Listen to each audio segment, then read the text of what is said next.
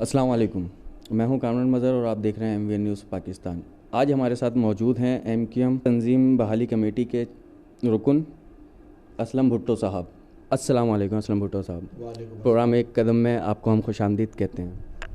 وعلیکم السلام، بہت بہت شکریہ کامران صاحب، میں آپ کو اپنے گھر پہ آمد پہ خوش آمدید کہتا ہوں۔ بہت بہت شکریہ۔ ایک سندھی سیاسی بیک گراؤنڈ ہونے کے باوجود پیپلز پارٹی کو چھوڑ کر ایم کیو ایم کا انتخاب کیوں کیا؟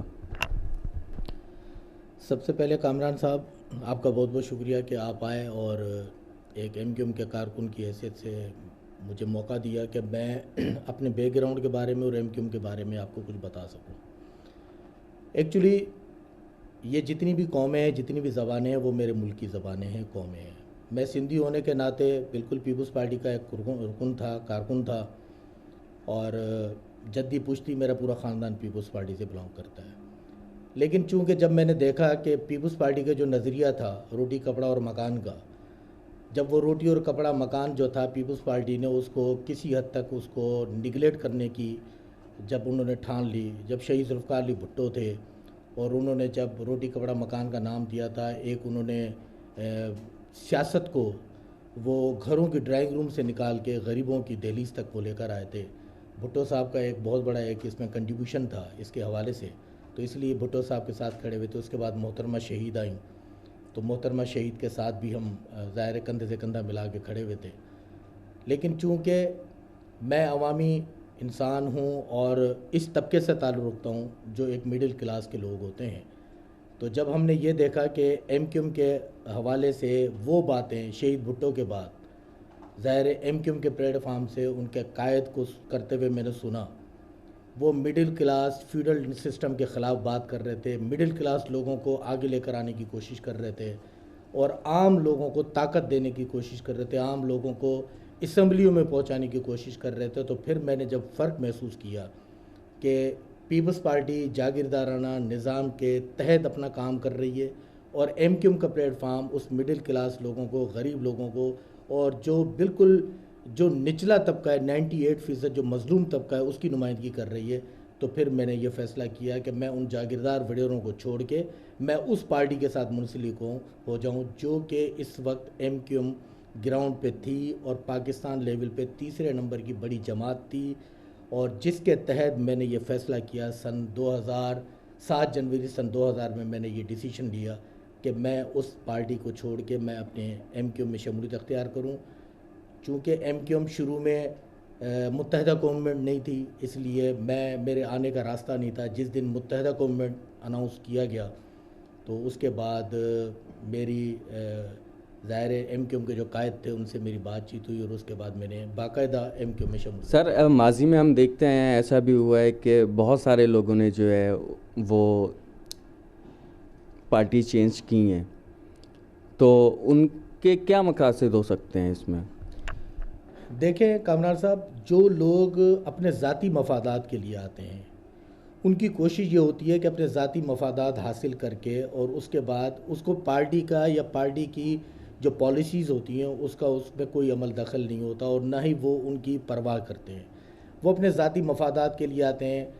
آپ آج بھی دیکھیں جیسے پی ٹی آئی میں وہ سندھی میں کہاوت ہے وڑ وڑ کی کاٹھی، یعنی اگر Peoples Party P M L N سے اور ایم کیو ایم سے دیگر جماعتوں سے وہ ایک اکٹھا مجمع ہو گیا اور اس کو پی ٹی آئی کا نام دے دیا گیا، اسی طرح سے جب ان لوگوں کے ذاتی مفادات ہوتے ہیں اور اس مفادات پہ ضرب آتی ہے تو وہ ظاہر پارٹی کو چھوڑتے ہیں، اور پارٹی کو بیچ مجدار میں چھوڑنا میرے خیال میں یہ ایک دانش مندی نہیں ہے، اور یہ پارٹی کے ساتھ نہ صرف غداری ہے بلکہ پارٹی پالیسی کے انحراف وہ لوگ جاتے ہیں۔ اور ایسے ایم کیو ایم میں آپ کو بڑی مثالیں ملیں گی جی بالکل، کہ ایم کیو ایم کے اندر بھی ایسے بہت سارے لوگ تھے کہ ایم کیو ایم نے ان کو جن کو عزتیں دیں، ایم کیو ایم نے جن کے گھر میں موٹر سائیکل نہیں ہوا کرتی تھی اور ان کو ایم کیو ایم نے ایک پلیٹ فارم دیا، ایم پی اے بنایا، ایم این اے بنایا، سینیٹر بنایا۔ تو اچھا، جتنے ایم کیو ایم سے لوگ دیگر پارٹیوں میں گئے ہیں، آپ ذرا یہ نوٹ کر لیجئے گا کامران صاحب کہ ایم کیو ایم کے وہ لوگ گئے ہیں جو کماؤ پوت تھے، جنہوں نے بہت کمایا، وہ اس پارٹی کو چھوڑ کے دیگر پارٹیوں میں اس لیے گئے کہ ان کے ذاتی مفادات تھے اور انہوں نے جو کمایا ہوا مال تھا انہوں نے بچانا تھا، اس لیے وہ ایم کیو ایم کو چھوڑ کے خیر بات کر کے، چاہے میں بینگ اے اسلم بھٹو کل بھی ایم کیو ایم کا کارکن تھا, آج بھی ایم کیو ایم کا کارکن ہوں, اور انشاءاللہ تعالیٰ قبر کی آغوش میں جاتے وقت تک کا ایم کیو ایم کا کارکن رہوں گا. سر ابھی پچھلے دنوں کچھ سینیریو ہوا تھا آپ کے ساتھ کہ آپ کی گاڑی کو آگ لگا دی تھی نہیں, لیاری سے آتے ہوئے. وہ میں نے ایک ذکر کیا تھا جب محترمہ بے نظیر بھٹو کو شہید کیا گیا تھا, تو اس وقت میں لیاری میں پارٹی میٹنگ میں مصروف تھا.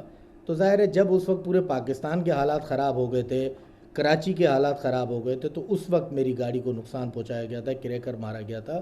میں اس دن کی بات کر رہا تھا کہ کہا جاتا ہے کہ جی پیپلز پارٹی بے نظیر بھٹو کے مرنے کے بعد صرف مہاجروں کا نقصان کیا گیا تھا یا دیگر چیزوں کا کیا تھا. تو اس پہ میں نے یہ جواب دیا تھا کہ میں تو مہاجر نہیں تھا, لیکن چونکہ اس وقت ایک ہوا چل رہی تھی, اور میں یہ آج بھی اس چیز کو میں کنڈیم کرتا ہوں جو کچھ واقعات ہوئے تھے, کیونکہ جس گھر سے میت جاتی ہے نا, بے نظیر بھٹو پیپلز پارٹی کی لیڈر تھی, اس گھر سے جب میت گئی تھی تو کون لوگ تھے جنہوں نے آپ کی گاڑی کو مقصد نظر آتش کیا تھا؟ دیکھیں وہ میں کہہ رہا ہوں نا کہ میں بھی وہی آپ سے بات کر رہا تھا کہ یہ وہ ایلیمنٹس ہوتے ہیں جو کہ باہر نکلتے ہیں, لوٹ مار کرتے ہیں. یہ کم از کم وہ ایلیمنٹس وہ گھر کے لوگ نہیں ہوتے جس گھر میں میت آتی ہے, وہ تو سوگ میں ہوتے ہیں. تو ایسے ایلیمنٹس ضرور نمودار ہوتے ہیں, اور ہم نے ہر واقعے کے پیچھے ایسی چیزیں ہم نے دیکھی ہیں کہ جس کی بنیاد پہ لوگوں کی املاک کو, گاڑیوں کو, دیگر چیزوں کو نقصان پہنچایا گیا. تو محترمہ بے نظیر بھٹو کی شہادت کے بعد بھی اسی طرح سے نقصان پہنچایا گیا تھا. ایم کیو ایم کی تقسیم در تقسیم ہونے کے بعد آپ نے فاروق ستار صاحب کا ساتھ دینے کا فیصلہ کیوں کیا؟ دیکھیں کامران صاحب, یہ میری بدنصیبی ہے as a M Q M کے کارکن کی کہ میں اس قوم کے ساتھ آ کر کھڑا ہوا تھا جنہوں نے, جو بانیان پاکستان کہلاتے ہیں, جنہوں نے پاکستان بنایا تھا, اور یہ ان کا قرض ہے میرے اوپر, اس ملک کے اوپر قرض ہے. جب اس دنیا کے نقشے پہ پاکستان کا نام و نشان نہیں تھا تو لاکھوں مہاجروں نے قربانیاں دے کے پاکستان کو, پاکستان کی شناخت دی تھی. جس وقت ایم کیو ایم کا پلیٹ فارم بنا تو یہ قوم ایک یکجا تھی اور ایک پلیٹ فارم پہ تھی. مجھے دکھ کے ساتھ یہ کہنا پڑتا ہے کہ جب 22 اگست کرائی گئی تھی, کامران بھائی 22 اگست کرائی گئی تھی, تو اس وقت یہ تقسیم در تقسیم ہوتی گئی. میں آج آپ کے پروگرام کے تفضل سے میں ان لوگوں کو یہ بتا دینا چاہتا ہوں کہ آپ جس چیز کو جتنا دبائیں گے وہ چیز اتنی ابھرتی ہے. آپ نے شروع میں پیپلز پارٹی کو ختم کرنے کی کوشش کی. 86 میں جب شہید محترمہ بے نظیر بھٹو آئی تو آپ نے دیکھا پورے پاکستان کو کلین سویپ کیا انہوں نے. آپ آج پی ایم ایل این کو دبانے کی کوشش کر رہے ہیں. مہاجروں کو اتنا نقصان ہوا اس دبانے سے, تو اس پہ آپ کیا کہنا چاہیں گے؟ مقصد یہ لازمی تھا کہ سندھ کے اندر یا اپنی پاور شو آن کرنا تھا؟ ان کے مقاصد کیا تھے جو ان کو اس طریقے سے؟ دیکھیں دراصل میں یہ سمجھتا ہوں کہ ایم کیو ایم کی جو پرواز تھی وہ انتہائی سموتھلی پرواز تھی اور مڈل کلاس کے لوگوں کی پرواز تھی. ہمارے جاگیردار, وڈیرے, سرمایہ دار جب اسمبلیوں میں جا کے بیٹھتے تھے, جب انہوں نے دیکھا کہ ان کے دائیں بائیں ایک پان والا بیٹھا ہوا ہے, ایک پنچر والا بیٹھا ہوا ہے, ایک دودھ فروش بیٹھا ہوا ہے, ایک غریب طبقے کا آدمی جو ایم پی اے بن کے ایم کیو ایم کے ٹکٹ پہ منتخب ہو کے آیا یا ایم این اے منتخب ہو کے آیا, سینیٹر منتخب ہو کے آیا, تو ان لوگوں کو اپنی ذاتی خطرات محسوس ہوئیں. انہوں نے پھر ظاہر ہے جب اسٹیبلشمنٹ ملتی ہے, جب جاگیردارہ وڈیرہ نظام جب آپس میں مل جاتے ہیں تو ظاہر نقصان مڈل کلاس کا ہی ہوتا ہے. تو ایم کیو ایم کو نقصان پہنچانے کی جو سازش کی گئی, جو کوشش کی گئی, اس کی بنیادی وجہ جو تھی وہ یہ وجہ تھی کہ M Q M middle class لوگوں کو آگے لے کر آ رہی ہے. اگر ایک سردار بیٹھا ہوا ہے کرسی پہ, اس کے برابر میں اگر کوئی پان فروش ایم کیو ایم کا, اگر ایک کارکن, ادنا سا کارکن, کچے مکان سے, کچی گلی سے عوام نے اس کو منتخب کیا, وہ ایم پی اے بن کے, سینیٹر بن کے یا ایم این اے بن کر بیٹھا ہوا ہے, تو ظاہر ہے ان کی اپنی کرسیوں کو خطرات لاحق ہو گئے. سر ایسا بھی دیکھا گیا, بالکل آپ ٹھیک کہہ رہے ہیں, ایسا بھی تو ہوا ہے کہ پاور آنے کے بعد جو ہے پھر بدماشی بھی ہوئی ہے. دیکھیں میں آپ سے کھل کے آج ڈسکس کروں گا آپ کے پروگرام میں, اس میں کوئی شک نہیں ہے, اور یہ ایلیمنٹس ہر پارٹی کے اندر ہیں. پیپلز پارٹی کے بھی اندر ہیں, پی ایم ایل این کے اندر بھی ہیں, پی ٹی آئی کے اندر بھی ہیں, آپ نے دیکھا ہوگا, اور ایم کیو ایم کے اندر بھی ہیں. دیکھیں ایم کیو ایم کے ایسے لوگوں نے ایم کیو ایم کو بڑا نقصان پہنچایا. آج جو ایم کیو ایم میں خاص طور پہ مہاجر قوم جو سفر کر رہی ہے وہ ان لوگوں کی وجہ سے سفر کر رہی ہے. آج ایم کیو ایم کو جو خراب کیا گیا تھا ان لوگوں کی وجہ سے خراب کیا گیا تھا. اگر 2% وہ لوگ جو دہشت گردی میں یا بھتہ خوری میں جو انوالو تھے. دیکھیں ہم نے کل بھی بات کی تھی, ہم نے کل بھی یہ بات کی تھی کہ آپ کسی طریقے سے آ کے آپ ایجنسیوں سے بھی ہم نے کہا تھا کہ جو کرمنل ایکٹیویٹ جو بھی ہیں وہ ایم کیو ایم کے اندر ہے یا کسی کے بھی اندر ہے, اگر آپ کے پاس پروف ہے تو آپ ان کو اٹھا سکتے ہیں, ان کو لے جا سکتے ہیں, گرفتار کر سکتے ہیں. ظاہر ہے وہ ایک ریاست کا فیصلہ ہے اور ریاست کے فیصلے میں ہم من و من ان کو تسلیم کریں گے, لیکن ناجائزی نہیں ہونی چاہیے. جائز طریقے سے اگر کوئی کرمنل ایکٹیویٹی میں اگر اس میں ملوث ہے تو آپ ان کو ضرور اٹھائیں, لیکن اس کو مت اٹھائیں. یہ بھی ہمارے اداروں کا کام نہیں ہے کہ جی ہم کو آپ کو لے کر جا رہے ہیں کہ کل آپ پی ایس بی کے پاکستان ہاؤس سے آپ برآمد ہو جاؤ یا کسی اور جگہ سے. تو اس طرح سے پارٹیاں ختم نہیں ہوتی ہیں. اس طرح سے عوام کے اندر وہ پارٹیاں اور مضبوط ہوتی ہیں, اور اس کی مثالیں آپ کے پاس دنیا میں آپ کے پاس موجود ہیں. اس کی سر اور آپ نے ایک سوال کیا تھا کہ میں فاروق ستار کے ساتھ کیوں کھڑا ہوں. جی. دیکھیں ایم کیو ایم میں جب میں نے شمولیت کی تھی تو میری نظر میں دو شخصیات تھیں. ایک ظاہر بانی اور قائد الطاف حسین تھے, جو کہ ان کی پالیسیز مجھے اچھی لگیں, ان کی جو سیاسی جو قیادت تھی مجھے مکمل اعتماد تھا. اس کے بعد جو مڈل کلاس کے لوگوں کی وہ بات کر رہے تھے, جس انداز میں وہ لوگوں کو لے کر آگے آنا چاہ رہے تھے. اور اس ایم کیو ایم کے اندر مجھے دوسری اگر شخصیت اچھی لگی تھی وہ ڈاکٹر فاروق ستار تھے. جب 22 اگست ہوئی کرائی گئی, جب الطاف حسین کو مائنس کر دیا گیا, تو ظاہر ہے پھر فاروق ستار بھائی ایک اس گراس روٹ پہ کھڑے ہوئے تھے, اس پاکستان میں کھڑے ہوئے تھے جنہوں نے 23 اگست کا فیصلہ کیا اس پارٹی کو, اس قوم کو بچانے کے لیے. تو ظاہر ہے میں ایم کیو ایم کا کارکن تھا, میں ایم کیو ایم کے ساتھ کھڑا ہوا تھا. ڈاکٹر فاروق ستار نے جب یہ فیصلہ کیا تو لامالا کندھے سے کندھا ملا کے میں ان کے ساتھ کھڑا ہوا, لیکن مجھے اس بات کا بالکل اندازہ نہیں تھا کہ وہ ایلیمنٹس ہمارے ایم کیو ایم کے اندر بھی موجود ہیں کہ جو 22 اگست کروا سکتے ہیں تو وہ فاروق بھائی کو بھی مائنس کروا سکتے ہیں. سر آپ بار بار جو ہے یہ 22 اگست کا ذکر کر رہے ہیں, تو 22 اگست کو ہوا کیا تھا ایکچول میں؟ دیکھیں 22 اگست کو ہم خود کیمپ پہ موجود تھے, بھوک ہڑتال میں بیٹھے ہوئے تھے, اور اس وقت ظاہر ہے پوری دنیا نے ویڈیوز دیکھ لی ہیں کہ کون بات کر رہے تھے, کس طریقے سے بات چیت کی جا رہی تھی.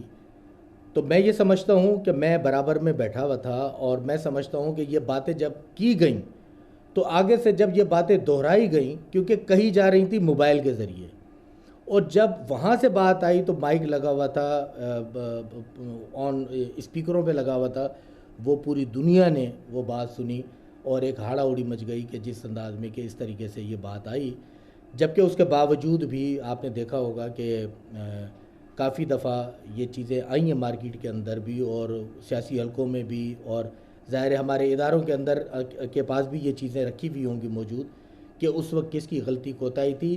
میرے خیال میں جس دن اس ملک کے اندر جائز طریقے سے ایماندارانہ طور پہ اس کی تحقیقات ہوگی تو میرے خیال میں 22 اگست جو ہے وہ اس کے جو کردار ہے وہ ضرور عوام کے سامنے آئے. اچھا, آپ کے اندر سے وہ کردار کون ہے؟ دیکھیں پوری دنیا کو پتہ ہے, پوری دنیا کو پتہ ہے. پھر بھی آپ تھوڑا سا اگر آپ کسی کا نام لینا چاہیں, اگر آپ کھل کے بات کریں. دیکھیں میں کھل کے بات کرنے کا عادی ہوں, اس میں کوئی شک نہیں ہے. 22 اگست کو ظاہر ہے جب الطاف حسین نے وہاں سے جب باتیں کیں, جب یہاں سے باتیں چیتیں کی گئیں, ظاہر ہے ایک انسان کے اندر ایک ایسی چیز رکھی ہوئی تھی کہ پی ایم ایل این کی حکومت تھی, نواز شریف کی حکومت تھی, کہ افسوس کیا جا رہا تھا کہ ہم بھوک ہڑتال پہ اتنے دنوں سے بیٹھے ہوئے ہیں, کوئی ہمارے پاس آیا نہیں ہے, گیا نہیں ہے. تو اگر اس طریقے سے رہا تو ہمارے دل سے کیسے پاکستان زندہ باد کا نعرہ نکلے گا؟ پوری دنیا نے دیکھا کہ وہ کس نے کہا.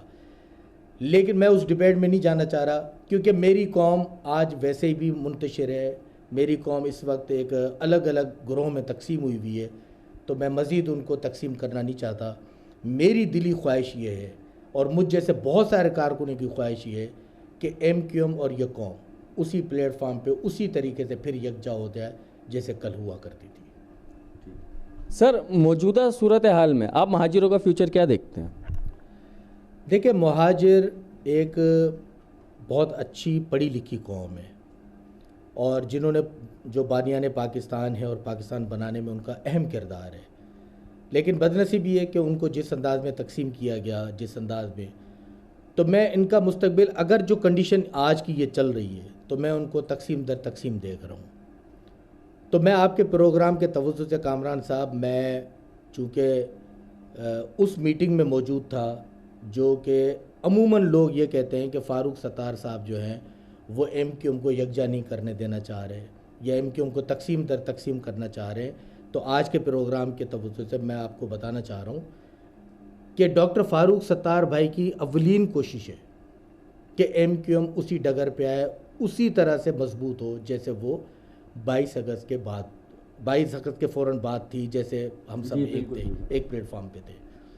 لیکن چونکہ کچھ لوگوں کے ذاتی مفادات تھے جو کہ ان کو فاروق ستار بھائی کی طرف سے کچھ خطرات ان کو محسوس ہوا کہ یہ اگر آ گئے تو یہ ظاہر پوچھ گچھ کریں گے, سارے معاملات کریں گے, تو ان کو پھر سازش کے تحت ان کو کنوینرشپ سے ہٹا دیا گیا. میں میں خالد مقبول بھائی کو, جو کہ convener M Q M Pakistan ہے, وہ میرے بھی کنوینر ہیں. دیکھیں قانونی طور پہ میں اس وے میں نہیں جا رہا کہ کس انداز میں ہوا کیا ہوا, لیکن اس وقت پارٹی کے وہ کنوینر ہیں. ہم اپنی جو 6-7 رکنی کمیٹی جب خالد مقبول بھائی کے گھر پہ گئے تھے اور ڈاکٹر فاروق ستار بھائی نے ہمیں بھیجا تھا, تو وہاں پر ہم لوگوں نے 4 گھنٹے ملاقات کی تھی. کیا بات ہوئی تھی 4 گھنٹے میں؟ وہ 4 گھنٹے جو ملاقات ہم نے کی تھی, ظاہر منہ میں لڈو ڈال کے نہیں بیٹھے ہوئے ہوں گے, ہم نے ملاقات کی تھی تو کچھ باتیں ہم نے کی تھی. تو ہم نے جو باتیں کی وہ پارٹی کی ایک میرے پاس امانت ہے. میں آپ بس تھوڑا بہت اس میں سے جو آپ بتانا چاہیں. بس میں اتنا بتانا چاہ رہا ہوں کہ ہماری خواہش تھی, ہم دنیا کو دکھانا چاہتے تھے کہ فاروق بھائی جو ہیں وہ تقسیم نہیں چاہتے. فاروق بھائی نے پہل کی. تو پھر خالد بھائی, میں آ رہا ہوں اسی پہ. فاروق بھائی نے پہل کی اور اپنی ایک 6 رکنی 7 رکنی کمیٹی جو ORC کی کمیٹی تھی, جو آج فاروق بھائی کے ساتھ بڑی مضبوطی کے ساتھ کھڑی ہوئی ہے, ان کمیٹی کو بھیجا. مجھ سمیت ہم لوگ ڈاکٹر صاحب کے گھر پہ گئے, وہاں خالد مقبول بھائی کے گھر گئے اور ہم نے پیغام دیا فاروق بھائی کا, ہم نے اپنا بات کی ہم نے. تو اس وقت ہمیں خالد مقبول بھائی نے کہا کہ میں اپنے ساتھیوں سے مشورہ کر کے اور جو بھی ہوگا میں بہت جلد آپ لوگوں کو بتاؤں گا. لیکن میں خالد مقبول بھائی سے کہوں گا کہ وہ مشورہ کیا ابھی تک چل رہا ہے, کیا آپ کے لوگ آپ کو اجازت نہیں دے رہے ہیں ڈاکٹر فاروق ستار بھائی سے ملنے کی؟ میں اس قوم کے لیے آپ انوائٹ کر رہے ہیں ان کو؟ نہیں, میں جو بات کرنا چاہ رہا ہوں بڑی امپورٹنٹ بات کرنا چاہ رہا ہوں کہ خالد مقبول بھائی, آج اگر اس کنٹونمنٹ کے الیکشن میں جو ایم کیو ایم جشن منا رہی ہے, میرے لیے شرم کا مقام ہے کہ 77 سیٹوں پہ سے کراچی میں سے ہم نے 3 یعنی ایم کیو ایم نے 3 نشستیں حاصل کی ہیں. اب ذرا تصور کریں جو فاروق ستار بھائی کہہ رہے ہیں کہ اگر آج ہم کراچی میں تنظیم بحالی کمیٹی کے پلیٹ فارم پہ اگر ہم کینڈیڈیٹ کھڑے کرتے تو ہمارا ووٹ بھی تقسیم ہوتا اور یہ 3 سیٹیں بھی نہیں ملتی. بالکل. اس کا مطلب یہ ہوا کہ ہم بار بار کہہ رہے ہیں کہ تقسیم در تقسیم نہیں ہوئے, ہمیں یہ خطرات لاحق ہیں. اور کراچی میں بالخصوص حیدرآباد میں 7 نشستیں حاصل کیں. وہ بھی آپ کو پتہ ہے کہ کچھ دن پہلے جو PSB نے جو غلط عمل کیا تھا, میں اس کو آج بھی کنڈیم کرتا ہوں کہ ان کو یہ عمل نہیں کرنا چاہیے تھا. اور یہ جو آپس میں جھگڑا ہوا تو اس میں ایم کیو ایم کو سمپیتھی بھی حاصل ہوئی اور ہم نے بھی ظاہر کہیں نہ کہیں کوئی نہ کوئی کردار ادا کیا ہوگا. مصطفیٰ کمال صاحب, ان کے بارے میں آپ کی کیا رائے ہے؟ ان کا فیوچر کیا دیکھتے ہیں آپ؟ دیکھیں, مصطفیٰ کمال صاحب کا فیوچر تو اس وقت میرے خیال میں پوری دنیا کو نظر آ جانا چاہیے کہ کبھی وہ بیچارے کہتے تھے کہ سندھ کی حکومت میں بنا رہا ہوں, وزیر اعلیٰ میں بن رہا ہوں, کبھی کہتے تھے کہ میں ایم کیو ایم کو دفن کر دوں گا, برباد کر دوں گا. آج ماشاءاللہ ایم کیو ایم اسی جگہ پہ کھڑی ہوئی ہے اور دفن جو کہنے والے تھے وہ خود دفن ہوتے جا رہے ہیں. آپ جو ایک الیکشن ہوا تھا 2018 میں, اس میں کیا حشر ہوا آپ کے سامنے. اس کے بعد جو دیگر جتنے بھی الیکشنز ہوئے ہیں وہاں پہ بائی الیکشن ہوئے, اس میں کیا ان کی حالت ہوئی. پھر کنٹونمنٹ کے الیکشن میں آپ 500-800 ووٹ نہیں لے سکتے, تو مجھے تو حیرانگی ہوتی ہے کہ آپ کس بلبوتے پہ آپ جو ہے وہ ایم کیو ایم. ایک بات اور کہوں گا کہ میں صرف گزارش یہ کروں گا کہ جس طرح مچھلی جو ہے ڈولفن پانی کے بغیر نہیں رہ سکتی, تو پاکستان ہاؤس بھی کسی کے آکسیجن کے بغیر نہیں چل سکتی. ٹھیک ہے. اچھا یہ بتائیں, اگر آپ اپنا امیدوار کھڑا کرتے ہیں تو کیا رسپانس آتا آپ کی توقعات کے مطابق؟ دیکھیں, ہمیں کچھ لوگوں نے کہا تھا تنظیم بحالی کمیٹی کے پلیٹ فارم پہ آپ اپنے کینڈیڈیٹس کھڑے کریں, لیکن آج پھر میں قوم کو بتانا چاہ رہا ہوں, آج پھر میں عوام کو بتانا چاہ رہا ہوں کہ فاروق بھائی نے پھر یہ پروف کیا کہ وہ تقسیم نہیں چاہتے. اب آپ یہ بتائیے کہ اگر تنظیم بحالی کمیٹی کا رکن کھڑا ہوتا, آپ کھڑے ہوتے, XYZ کسی کو بھی ٹکٹ دی جاتی, کھڑے ہوتے, اگر 1000 ووٹ تنظیم بحالی کمیٹی لے لیتی, 1000 ووٹ MQM بہادر آباد لے لیتی, 2000 ووٹ ہوتے. اگر PTI یا PSB اگر 1100 ووٹ لے لیتی, لیکن جیت کس کی ہوتی؟ 1100 والے کی ہوتی, 2000 والے کی ہار ہوتی. تو ہم نے اس چیز کو مد نظر رکھتے ہوئے بھی ہم نے پھر قوم کو بتایا ہے کہ ہم اس قوم کی تقسیمیت نہیں چاہتے, اس پارٹی کی تقسیمیت نہیں چاہتے, لیکن ایک حد ہوتی ہے. کبھی کچھ کڑوے فیصلے کیے جاتے ہیں. تو میں ڈاکٹر خالد مقبول بھائی سے ریکویسٹ کر رہا ہوں آپ کے پلیٹ فارم سے کہ وہ جلد از جلد فیصلہ کر لیں, جلد از جلد, اس قوم کی خاطر, اس پارٹی کی خاطر جلد از فیصلہ کر لیں. اور پوری قوم جانتی ہے کہ نمبر 1 پہ کون تھا اور اس کے بعد آپ ہیں, اور اگر آپ نہیں ہیں تو نمبر 1 پہ کون ہوگا یہ پوری قوم جانتی ہے.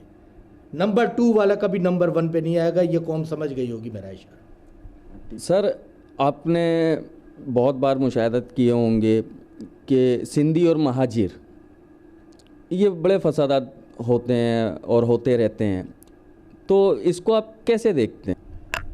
دیکھیں, سندھی مہاجر دونوں قومیں لازم المظلوم ہیں. ایک دوسرے کا خون ہماری نسوں میں شامل ہو چکا ہے. آج میں آپ کے سامنے بیٹھا ہوا ہوں بینگ اے بھٹو, ایک سندھی, لیکن میں آپ سے اردو میں بات کر رہا ہوں. میرے بچے ماشاءاللہ میری مہاجر گھرانے سے, سید فیملی سے میری شادی ہوئی ہوئی ہے گھرانے میں. ہم لوگ تو انٹوٹ رشتے ہیں. ہاں, کچھ مہاجروں میں بھی ایسے ایلیمنٹس ہیں جو لنڈن میں بیٹھ کے اور امریکہ میں بیٹھ کے میں ندیم رضوی کی بات کر رہا ہوں. ابھی میں آپ سے نام ہی پوچھ میں ندیم رضوی کی بات کر رہا ہوں کہ وہاں سے بیٹھ کے جس طرح سے مہاجروں کو اکساتے ہیں, یا جس طرح سے سندھی قوم پرست, جو سندھی قوم پرست ہیں جنہوں نے بحریہ پہ اٹیک کیا تھا, کہ وہ دراصل بحریہ پہ اٹیک نہیں تھا, وہ کراچی پہ اٹیک تھا. لیکن ہم جیسے کارکن, وہ سندھی بھی تھے, مہاجر بھی تھے, جنہوں نے اہم رول ادا کیا اس بڑے کلیش کو روکنے کے لیے. اس میں اللہ تعالیٰ نے ہمیں کامیاب کیا, ورنہ کچھ لوگوں کی اس میں خواہش تھی کہ سندھی مہاجر فسادات کروائے جائیں. لیکن وہ کچھ لوگ, کچھ عناصر, ان کے کچھ نام بھی تو ہوں گے نا سر؟ دیکھیں عناصر تو دیکھیں اس میں بہت سارے عناصر ہوتے ہیں کامران صاحب. اس میں وہ عناصر بھی ہیں, ہو سکتا ہے بھائی بحریہ والوں کو ایک 6 ارب روپے کی انسٹالمنٹ دینی تھی, پاسبل ہے کہ انہوں نے خود نہیں کسی کو خرید کے کروایا ہو, یا پھر یہ بھی پاسبل ہے کہ کچھ ان کے ساتھ مل کے لوگوں کی جو انویسٹمنٹ ہوئی تھی اس کو بیڑا غرق کرنے کے لیے بھی کروایا ہو. تو چیزیں تو بہت آتی ہیں, لیکن میں بینگ اے کارکن, میں پولیٹیکل ورکر کی حیثیت سے یہ کہوں گا کہ جس نے بھی یہ سازش کی تھی وہ بڑی گھناؤنی سازش کی تھی. وہ سندھی مہاجر فساد کرانے کی کوشش کی گئی تھی. لیکن الحمدللہ میرے سندھی جو پڑھے لکھے لوگ ہیں, جو اچھے لوگ ہیں, جنہوں نے کبھی لسانیت کو ووٹ نہیں دیا, جس نے کبھی قومیت کو ووٹ نہیں دیا, انہوں نے ہمیشہ وفاق کو ووٹ دیا. میرے وہ مہاجر جو پڑھی لکھی قوم ہے, ان لوگوں نے بھی اگر کسی کو ووٹ دیا ہے, یا پھر اگر انہوں نے پاکستان بنانے میں اہم کردار کیا, تو میں ان کو بھی ٹیررسٹ نہیں کہہ سکتا. تو ہم دو قوموں کو جب لڑوانے کی سازش کی جاتی ہے تو انشاءاللہ تعالی ہم دونوں مل کے سیسا پلائی دیوار بنیں گے, اور ان عناصر کو ہمیشہ دفن کریں گے جو سندھی مہاجر کو فساد کرانے کی کوشش کرتے ہیں. اچھا سر, آپ افغانستان طالبان کی حکومت ہے, اس کے حوالے سے کچھ کہنا چاہیں گے؟ دیکھیں, میں آپ کے اس پروگرام کے توسط سے میں اس قوم کو اور بشمول ان کرتا دھرتا لوگوں کو بھی بتانا چاہ رہا ہوں, بینگ اے پاکستانی, میرا حق ہے کہ میں پاکستان کے لیے آواز بلند مطلب یہ آپ امریکہ کو بول رہے ہیں؟ کرتا دھرتا ہمارے پاکستانی بھی ہیں, باہر کے بھی ہیں, ٹھیک ہے. میں ان سب کو کہہ رہا ہوں کہ اس وقت پاکستان بڑی کریٹیکل پوزیشن میں چل رہا ہے. پاکستان کی حالت ابھی آپ دیکھیں کہ کوئٹہ میں 2 دن پہلے کیا واقعہ ہوا, رینجرز پہ اٹیک ہوا اور کتنی شہادتیں ہوئیں, کتنے زخمی ہوئے. مجھے خدشہ یہ ہے کہ اگر دیکھیں پالیٹکس جو ہے نا کامران صاحب, اب میں کھل کے آپ سے ایک ذکر کر دوں. جی بالکل کھل کے بات. پالیٹکس ختم ہو چکی ہے, سیاستدان ختم. جب آپ کے لوگ یا بڑے بڑے ادارے کے لوگ اگر یہ سمجھیں کہ ادھر کے لوگوں کو اٹھا کے ادھر کر دو, ادھر کے لوگوں کو اٹھا کے ادھر کر دو, صرف اس چیز میں لگے رہیں گے, تو دیکھیں آپ کا ملک کمزور ہوگا. ہر شخص کو اپنے اپنے ڈومین میں کام کرنا چاہیے.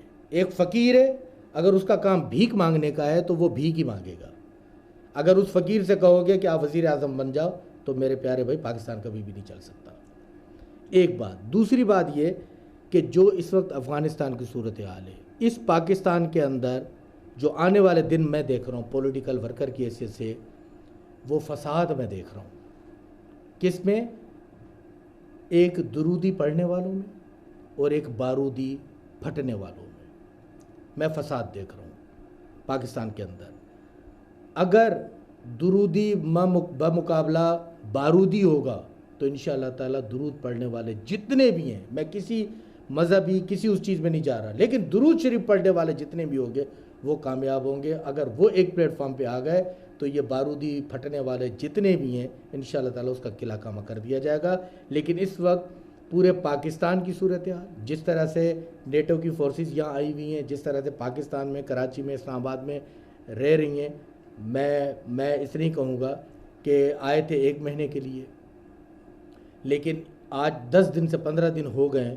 کبھی میڈیا نے یہ تو بتا دیا کہ وہ آئے ہیں یہاں پہ, لیکن میڈیا نے ابھی تک یہ نہیں بتایا کہ جتنی فوج آئی اس میں سے گئے کتنے ہیں. تو میں بڑی اس وقت ایک اچھا سر یہ بتائیں کہ مہاجر صوبہ ہونا چاہیے یا نہیں ہونا چاہیے, اس کے بارے میں آپ کیا کہنا چاہیں گے؟ دیکھیں, میں پاکستان دراصل جہاں صوبائیت کی طرف گیا تھا تو مہاجروں نے اور اس ملک نے, یہاں کے مسلمانوں نے جو قربانی دی تھی وہ 1 یونٹ پاکستان کی قربانی دی تھی. جب پاکستان وجود میں آیا تھا تو نہ سندھ تھا صوبہ, نہ بلوچستان تھا, نہ سرحد تھا, نہ پنجاب تھا. 1 یونٹ پاکستان تھا. 70 کی دہائی میں آپ نے پاکستان کو صوبائیت بنیاد پہ 4 حصوں میں تقسیم کر دیا. سندھی کیونکہ میجورٹی میں سندھ میں رہتے تھے, آپ نے اس کو سندھ کا نام دے دیا. بلوچستان میں رہتے تھے, بلوچ کا نام دے دیا. تو ظاہر ہے جو ایک قوم آئی, جو مائیگریٹ کر کے آئی, جنہوں نے لاکھوں جانوں کا نذرانہ پیش کیا, خون کی ندیاں پار کر کے آئے, تو اس کے اندر احساس محرومی ضرور پیدا ہوگا. لیکن صوبے کی بات جہاں تک ہے, دیکھیں میں انتظامی یونٹ کی تو فیور میں ہوں. یہ دیکھیں مہاجر قوم کو اب ٹرک کی بتی کے پیچھے نہیں لگایا جائے اپنے ذاتی مفاد کے لیے. سر ایک نعرہ ایک نعرہ لگا تھا, شاید آپ کو یاد ہو, کہ مہاجر ننگے بھوکے اور آئے تھے ہم نے آپ کو پناہ دی, اور یہ اس قسم کی جو باتیں ہیں یہ زیب دیتی ہیں, ہونی چاہیے یا نہیں ہونی چاہیے؟ دیکھیں جنہوں نے یہ کہا تھا ننگے بھوکے آئے تھے, جس انداز میں کہا گیا تھا, میں اس کو آج آپ کے پروگرام کے توسط سے کنڈیم بھی کرتا ہوں. لیکن میں یہ ان کو ضرور کہتا ہوں جنہوں نے یہ کہا تھا کہ اگر وہ ننگے بھوکے نہیں آتے تو آج تم کپڑے نہیں پہنتے. اگر وہ ننگے بھوکے نہیں آتے اور پاکستان کو وجود میں نہ لاتے تو آج تم کپڑے پہن کے نہیں بیٹھتے. تو لہٰذا اس ٹائپ کی باتیں نہیں کرنی چاہیے. یہ باتیں کرنا ایک فضولیات, مطلب غلط عمل تھا یہ ان کا, آپ کنڈیمن کرتے ہیں؟ میں بالکل پرزور کنڈیم کرتا ہوں اس کو. اور میں اس کے توسط سے, آپ کے توسط سے یہ بھی ضرور کہتا ہوں کہ دیکھیں مہاجر قوم کو آپ ایک نئی ٹرک کی بتی پیچھے نہیں لگائیں. صوبے کی ایک آئینی ایک تقاضا ہے, 73 کا ایک آئین ہے پاکستان کا, آئین پاکستان ہے, اس کے اندر یہ شک ضرور ہے کہ اگر آپ کی 2/3 کی میجورٹی ہے آپ اس میں صوبہ بنا سکتے ہیں. لیکن آپ صوبہ کیا بنائیں گے؟ آپ خود تقسیم ہوتے جا رہے ہیں, آپ لوگوں کو خود جدا کرتے جا رہے ہیں, ان کو تقسیم کر رہے ہیں. تو کہاں سے صوبے بنیں گے؟ کہاں سے یہ آپ جو ہے وہ انتظامی یونٹ بنائیں گے؟ انتظامی یونٹ بننا چاہیے. سندھ سیکٹریٹ کراچی کے اندر ہے. میں چاہتا ہوں کہ سندھ میں نہیں بلکہ پورے پاکستان میں انتظامی یونٹ بنے کہ گھوٹکی کا آدمی, جیکم آباد کا آدمی, شکارپور کا آدمی, وہ کراچی آنے سے بجائے غریب آدمی ہے, وہ 5,000 10,000 خرچ کر کے آتا ہے, یا منسٹر ان سے ملتے نہیں ہیں, سیکٹریز ان سے ملتے نہیں ہیں. آپ انتظامی یونٹ پہ, آپ لاڑکانہ کو انتظامی یونٹ میں شامل کریں, آپ سکھر کو کریں, آپ حیدرآباد کو کریں. آپ جتنا گراس روٹ پہ آپ چیزوں کو تقسیم کریں گے عوام کے مسائل اتنے ہی حل ہوں گے. اگر آپ ایک جگہ یکسانیت کی بنیاد پہ رکھیں گے تو پھر کبھی بھی مسائل حل نہیں. ایک آسان الفاظ میں نا, ایک کامن مین کے لیے یہ سوال میں آپ سے کہہ رہا ہوں کہ مہاجر صوبہ ہونا چاہیے یا نہیں, ہاں یا نہ؟ دیکھیں میں نے آپ سے کیا کہا, انتظامی یونٹ, ہاں اگر مہاجر صوبے کی بات ہوتی ہے تو آئین میں ایک چیز تقاضا موجود ہے. اگر ہم پاورفل ہوتے ہیں, اگر ہم 2/3 کی اکثریت حاصل کر لیتے ہیں تو بھائی کوئی بھی آزاد ہے, بنا سکتا صوبہ. دیکھیں ہم اس کے علاوہ دیکھیں آئین پاکستان، دستور پاکستان، میں ایکچولی آپ کی مرضی جاننا چاہ رہا ہوں. نہیں، میری مرضی جو ہے، جب آپ دیکھیں کہ ایک سندھی ہونے کے ناطے جب میں ایم کیو ایم کے ساتھ کھڑا ہوا ہوں، اور آج سے نہیں کھڑا ہوا ہوں، آج 24 سال ہو گئے ہیں. جی بالکل. میرے ساتھ جو آئے ہوئے تھے وہ کوئی پیپلز پارٹی میں، کوئی پی ٹی آئی میں، کوئی کہاں چلا گیا، لیکن آج بھی اگر میں اس ڈگر پہ کھڑا ہوا ہوں تو اس کی بنیادی وجہ کیا ہے؟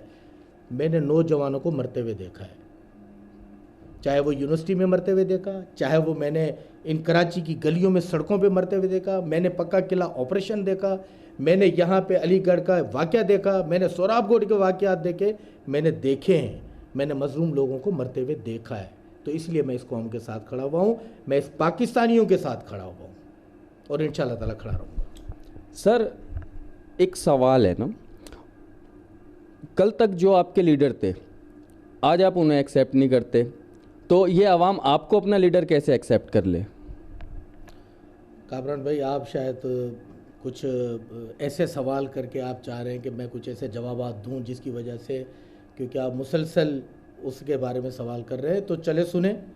اب دیکھتا ہوں کہ آپ اس کو آن ایئر کیسے کرتے ہیں. نہیں وہ تو میں کر دوں گا، آپ جواب دینے والے بنے سر، میں کروں گا اس کو آن ایئر. دیکھیں جو حقائق ہیں، جو سچ ہے، وہ یہ ہے کہ لوگ نام سے گھبراتے ہیں، کسی کے نام اور قائدانہ صلاحیت پہ گھبراتے ہیں. لیکن میں ان سے کہتا ہوں کہ آپ جب پاکستان کا نام لوگے تو قائد اعظم کا نام آئے گا. آپ جب پیپلز پارٹی کا نام لوگے، چاہے آپ کو بھٹو اچھا لگے نہ لگے، بھٹو کا نام آئے گا. پی ایم ایل این کا جب نام لوگے، نواز شریف آپ کو اچھا لگے نہ لگے، اس کا نام آئے گا. اسی طرح سے جب آپ ایم کیو ایم کا نام لیں گے، چاہے ہم کتنے ہی لیڈر کیوں نہ بن جائیں، تو الطاف حسین کا نام آئے گا، چاہے آپ اس سے کتنا بھی اعتراض کیوں نہ کریں. مطلب یہ آپ مانتے ہیں کہ الطاف حسین صاحب کا نام آئے گا؟ دیکھیں بالکل اس کا نام آئے گا. دیکھیں انہوں نے پارٹی کو، دیکھیں غلطیاں ہر انسان سے ہوتی ہیں، اگر ان سے غلطی ہو گئی ہے تو میں ذرا یہ پوچھنا چاہتا ہوں اپنے لوگوں سے، ان پاکستانیوں سے، ان اداروں سے پوچھنا چاہتا ہوں، کیا اسمبلی کے اندر کتنے لوگوں نے پاکستان کی مخالفت میں نعرے لگائے؟ اس کا کیا ازالہ ہوا؟ ہمارے جو قوم پرست لوگ ہیں انہوں نے پاکستان کے خلاف کتنے نعرے لگائے؟ ان کا کیا ازالہ ہوا؟ اور اس کے بعد مین چیز جو آ رہی ہے، مین اسٹریم والی جو چیز آ رہی ہے، وہ یہ آ رہی ہے کیا اچکزائی نے یا دیگر لوگوں نے جو اسمبلیوں میں کھڑے ہو کے تقریریں کی ہیں، کیا وہ پاکستان کی فیور میں تقریریں کی ہیں؟ ٹھیک ہے سر، بس میں آپ سے ٹھیک ہے، آپ کا موقع اب مجھے مل گیا. میں پھر بھی اس کو کلیئر کرتا ہوں کہ الطاف حسین نے پاکستان مرد آباد کا جب نعرہ لگایا، وہ انہوں نے الفاظ ریپیٹ کیے، اس کے باوجود بھی ہم اس قوم کی خاطر، اس ملک کی خاطر، ہم اداروں کے ساتھ بھی کھڑے ہوئے اور اس سرزمین کے ساتھ کھڑے ہوئے، اور ہم نے ان کو کہہ دیا کہ اب جو سیاست ہوگی وہ سرزمین پاکستان پہ ہوگی، جو پالیسی بنے گی وہ پاکستان کے اندر بنے گی، اور جو امپلیمنٹ ہوگا وہ پاکستان کے اندر امپلیمنٹ ہوگا. سر یہ عوام آپ کو ووٹ کیوں دے، جبکہ ہم ماضی میں بھی دیکھ چکے ہیں کہ وسیم اختر صاحب جو ہیں ہمارے میئر بھی رہ چکے ہیں، اور 5 سال تک جو ہے وہ ایک ہی رونا روتے رہے کہ اختیارات نہیں ہے، اختیارات نہیں ہے، اختیارات نہیں ہے. دیکھیں میں اس پہ یہ کہوں گا کہ وسیم اختر صاحب کو چاہیے تھا کہ جب ان کے پاس اختیارات نہیں تھے تو 2 سال کی حکومت بہت ہوتی ہے. جب 2 سال میں حکومت سندھ نے ان کو اختیارات نہیں دیے تھے، تو اگر یہ استعفیٰ دے کر باہر آتے تو یہ قوم اس کو کندھوں پہ بٹھا کر دوبارہ میئر منتخب کرتی. چونکہ ہر ایک کے اپنے اپنے ذاتی مفادات ہوں گے، کمزوریاں ہوں گی، کچھ کمزوریاں ہمارے میئر کے اندر بھی تھیں. آج کراچی کا کیا بیڑا غرق کیا ہوا ہے. آج آپ دیکھیں نا، پوری قوم سے پوچھے جا کے، آج جیسے ایڈمنسٹریٹر کی حیثیت سے پیپلز پارٹی نے مرتضیٰ وہاب کو لگایا، ٹھیک ہے وہ کراچی کا سپوت ہے، مہاجر لڑکا ہے، اس کی میں سپورٹ کرتا ہوں اس کی.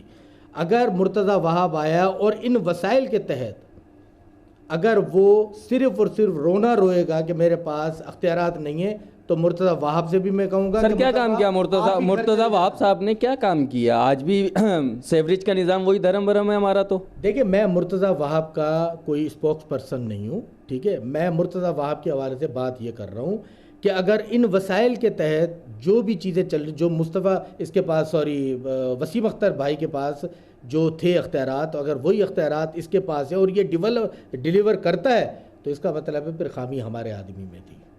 اگر ڈیلیور کرتا ہے، اور اگر ڈیلیور نہیں کرتا تو اس کا مطلب ہے کہ وہ صحیح بول رہا تھا. 18ویں ترمیم کے تحت ایک آپ کے توجہ سے بتانا چاہ رہا ہوں، سوشل میڈیا پہ ایک تصویر وائرل ہوئی تھی کہ 18ویں ترمیم پہ گورنر سندھ عشرت العباد بھائی جب تھے اور اس کے برابر میں ڈاکٹر فاروق ستار بھائی کی تصویر دکھائی گئی اور اس کے برابر میں اس وقت کے سی ایم قائم علی شاہ کی تصویر دکھائی گئی، جنہوں نے چلائی یہ تصویر، میں جانتا ہوں کس نے یہ تصویر چلائی، کس نے چلائی تھی وہ یہ میں جانتا ہوں کس نے تصویر چلائی ہے، لیکن میں ان سے یہ کہتا ہوں آپ کے کامران صاحب پروگرام کے توجہ سے کہ اس تصویر کو فل دکھائیے کہ 3 آدمی اور کہاں غائب کر دیا آپ نے، جو وہ آن دی اسپاٹ موجود تھے جب یہ دستخط ہو رہے تھے۔ آپ نے اس کنٹونمنٹ کے الیکشن سے پہلے یہ تصویر وائرل کرنے کی کوشش یوں کی کہ ڈاکٹر فاروق ستار کو آپ کمزور کرو اور عشرت العباد کو دکھا کے آپ نے یہ وائرل کی ایم کیو ایم کو کمزور کرو، تو یہ تصویر چلانے والے جو تھے وہ تھے کہ جنہوں نے آ کے ایم کیو ایم کے اندر درار ڈالی، ایم کیو ایم کو جس نے تقسیم کیا، یہ تصویر وہیں سے چلی تھی۔ میں ان سے کہتا ہوں کہ جو وہ بھی بیٹھے ہوئے تھے وہ بھی تصویر ضرور چلائیں اس کی۔ جی ناظرین، یہ وہ لوگ تھے جنہوں نے ایم کیو ایم میں درار ڈالی۔ آپ دیکھ رہے ہیں پروگرام ایک قدم اور میں کامران مظہر، اور ہمارے ساتھ موجود تھے آج اسلم بھٹو صاحب۔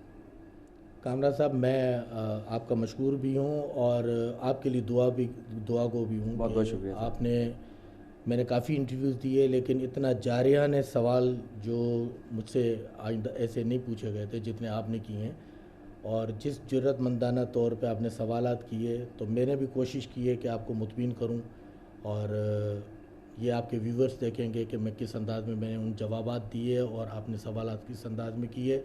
لیکن یہ قوم انشاءاللہ تعالی، میں اس امید پہ آپ کو آخر میں کہوں گا کہ میں اس قوم کو آنے والے دنوں میں انشاءاللہ تعالی ایک پلیٹ فارم پہ دیکھ رہا ہوں۔ آمین۔